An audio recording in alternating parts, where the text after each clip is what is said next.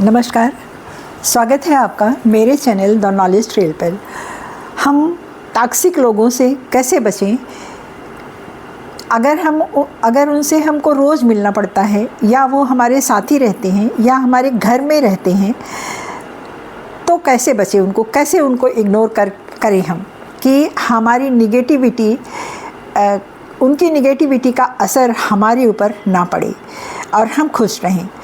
तो टॉक्सिक लोगों का पहले तो ये जान लीजिए कि वो ईर्ष्या से भरे हुए होते हैं।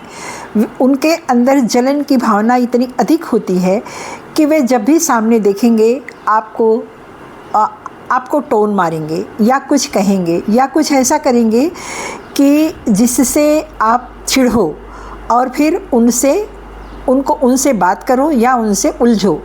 वे यही चाहते हैं और यही खोजते हैं, इसीलिए वो बार बार आपके सामने इस तरह की बातें करते हैं या छेड़ते हैं। तो इसमें सबसे अच्छा रास्ता ये है कि उनको पूरी तरह से उनको इग्नोर करें, क्योंकि वो चाहते हैं कि आप उनसे उलझें। तो आप उनको ये मौका कदापि ना दें, बिल्कुल ना दें। तो इससे क्या होगा कि वो और खींचेंगे और हो सकता है कि 2-4 बार के बाद से फिर वो आपके सामने ना पड़े या फिर टोन मारना बंद कर दें या जलन करना बंद कर दें। जैसे एक चिढ़ा हुआ आदमी या गुस्से में आया हुआ आदमी एक पत्थर फेंकता है, किसी के ऊपर निशाना लगाने के लिए पत्थर फेंकता है कि चलो उसको मारते हैं। आपने खुद को बचा लिया, वो और खींचेगा, फिर दोबारा पत्थर उठाएगा और ज़ोर से मारेगा और अच्छे से निशाना देखेगा, फिर भी नहीं लगा तो वो और खींचेगा और चिढ़ेगा और जलेगा। तो इस तरह से आप अपने आप को उससे इस तरह से बचाइए कि वो बस ये सोचता ही रहे कि इसको कैसे हम उलझाएं, और आप उसके उलझाने में या उसकी बातों में बिल्कुल ना पड़े। एकदम से उसको इग्नोर करिए और इस तरह से आप रहिए कि जैसे वो सामने है ही नहीं, घर में है ही नहीं, या मैं उससे मिला ही नहीं। कहीं भी आपको अगर मिलना ही पड़ता है तो बस ठीक है, नमस्कार करके आप हट जाइए, या कुछ बोलता है हाँ हूँ करके आप हट जाइए। उसे बिल्कुल मौका मत दीजिए कि वो आपसे बात करे। और यकीन मानिए, अगर आप सोचते हैं कि हाँ वो है ही नहीं, तो थोड़े दिन बाद आप पाएंगे कि वो आपका पीछा छोड़ देगा या फिर आपसे बिना मतलब उलझने की हिम्मत नहीं करेगा, क्योंकि वो जान गया है कि अब ये हमें कुछ नहीं समझता। इस चीज़ को वो जान जाएगा, फिर वो आपसे फिर नहीं उलझेगा। और आप अगर उससे कोई अपेक्षा नहीं रखते, किसी प्रकार की कोई अपेक्षा नहीं रखते कि ये ठीक हो जाएगा या हमारे साथ रहेगा या हमारा मित्र बन जाएगा, तो यकीन मानिए ऐसे लोग कभी किसी के मित्र बनते नहीं हैं। जिसने अपने मन में सोच लिया कि ये खराब है, फिर वो कभी भी बदल नहीं सकता आपके प्रति।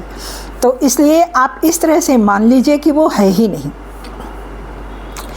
तो और उसके बाद यकीन मानिए आप कि वो कभी भी आपके काम वो कभी भी नहीं आएगा, और ना ही आपसे सहानुभूति किसी प्रकार की रखेगा, क्योंकि वो आपकी अच्छाइयों से वो कहीं न कहीं जानता है कि ये हमसे बढ़कर है, इसलिए वो आपसे इतनी जलन करता है।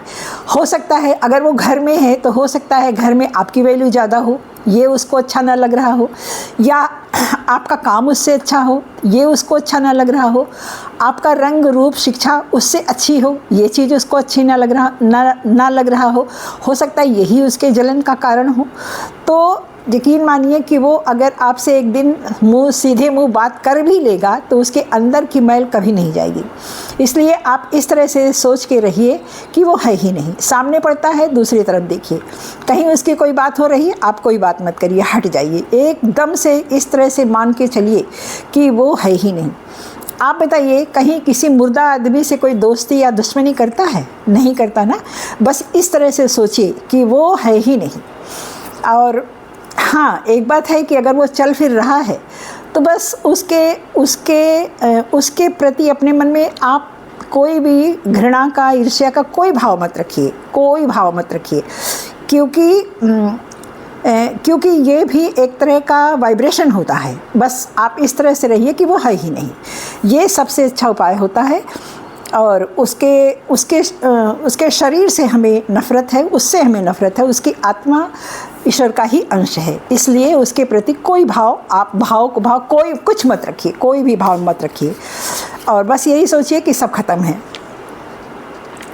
तो इस तरह से जब हम रहेंगे तो ये माफ़ करने का यही एक तरीका भी है, सबसे अच्छा तरीका यही है। माफ़ करने का मतलब क्या होता है?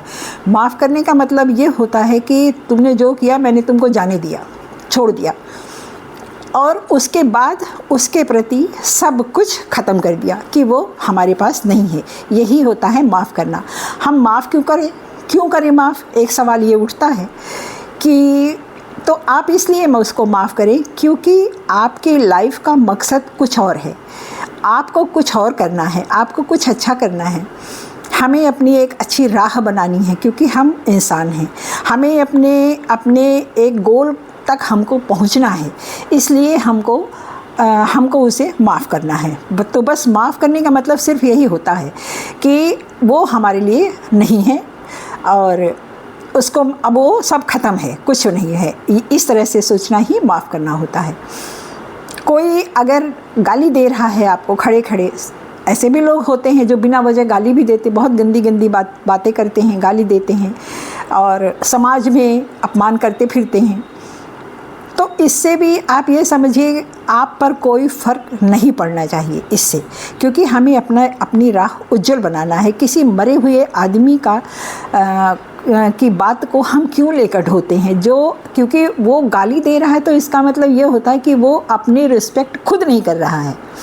सेल्फ़ रिस्पेक्ट जो इंसान करता है वो किसी को अपशब्द नहीं कहता, ना ही किसी को बिना मतलब अपमान करता है, ना ही किसी पर कोई आरोप लगाता है। ऐसे लोग आप ये समझिए कि वे बचपन से सताए हुए लोग होते हैं और जब बड़े हो जाते हैं, जब तक जीते हैं तब तक यही सब उनके अंदर से ये चीज़ें निकलती रहती हैं। आप ये सोचकर उनके ऊपर कुछ मत समझिए, कुछ भी मत, कोई भाव ही मत रखिए, बस यही इसमें ये है। हाँ, कभी कभी ऐसा भी होता है कि लोग बड़ी चालाकी से आपका मजाक उड़ाते हैं। ऐसे भी लोग मिलते हैं जो बड़ी चालाकी से बातें करते हैं और मजाक उड़ाते हैं, तो भी कोई बात नहीं, आप उनके मजाक में, उनकी हंसी में शामिल हो जाइए। अगर वो कहते हैं कि अरे ये तो बड़ा ऐसा है वैसा है, तो आप अपनी ही 2 कमी और गिना दीजिए कि हाँ मैं ऐसा ही हूँ, और आप भी हंसिए, खूब खुलकर हंसिए उसके साथ कि मैं ऐसा ही हूँ। वो कुछ भी समझता है, आप पर क्या फ़र्क पड़ना है? आपके लिए तो पूरी दुनिया पड़ी है। किसी एक आदमी की धारणा से आपका मन, मस्तिष्क, समाज, दिमाग कुछ नहीं बदलने वाला। तो कोई एक अगर कहता है तो ठीक है, कोई बात नहीं, आप भी उसी में शामिल हो जाइए, खूब हंसिए, और इस तरह से आप अपने को स्टेबल बनाइए और अपनी राह खुद बनाइए, अपने फ्यूचर को उज्जवल बनाइए। तो धन्यवाद, मिलते हैं कल।